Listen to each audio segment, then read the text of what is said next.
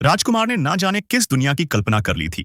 उसने खुद ही एक अजीब सी ड्रेस डिजाइन की, काली जालीदार चड्डी यानी सिल्क स्टॉकिंग्स, एक छोटा सा स्कर्ट और ऊपर से हाई हील्स, और फिर तुरंत अपने खास दासी को हुक्म दिया, ये पहन कर दिखाओ। दासी ने पहले कभी ऐसा लिबास देखा ही नहीं था, मगर उत्सुकता में वो तुरंत पहनने लग गई। जब वो तैयार होकर बाहर आई तो मानो उसकी खूबसूरती का जादू हर किसी पर चल गया। महल के सारे नौकर, सिपाही और यहां तक कि तड़के उठने वाले तस्कर भी अपनी जगह फिसलकर गिरने लगे। सबकी आंखें फटी की फटी रह गईं। राजकुमार तो ये देखकर बेहद खुश हो गया।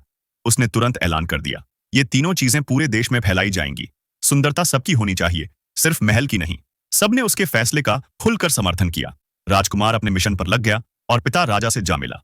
उसने कहा, अगर हमारी 3000 रानियां और दासियां ये पहनेंगी तो पूरा देश इस फैशन को अपनाएगा।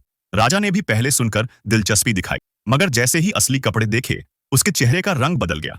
गुस्से में बोला, अगर देश की सारी औरतें ये पहनेंगी तो खेती कौन करेगा? कोई काम नहीं होगा।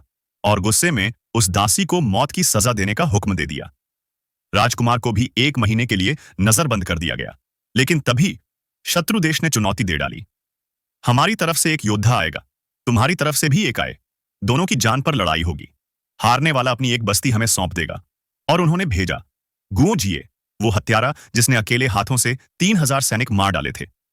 राजा के तीनों बड़े बेटे डर के मारे पीछे हट गए। तब सबकी नजरें गईं चौथे राजकुमार पर। लड़ाई का कोई अनुभव नहीं था, फिर भी वो शांत था। जैसे ही मुकाबला शुरू हुआ उसने अपनी जेब से एक अजीब सी चीज निकाली, डेजर्ट ईगल। किसी ने पहले कभी ऐसा हथियार देखा ही नहीं था। राजा को लगा अब ये मारा गया। गुओजिए तो हंसने लगा, इतने छोटे से हथियार से मुझे हराएगा? और गर्व से बोला, मेरी तलवार विदेशों से आई है, बाल को भी काट दे, ऐसी धार है। मगर उसके वार करने से पहले ही राजकुमार ने ट्रिगर दबाया और एक ही गोली में उसने गुओजिए को उड़ाकर सीधा उत्तर पश्चिम भेज दिया। अगर आप इस कहानी का पार्ट 2 देखना चाहते हैं तो कमेंट में जरूर बताएं पार्ट 2 चाहिए।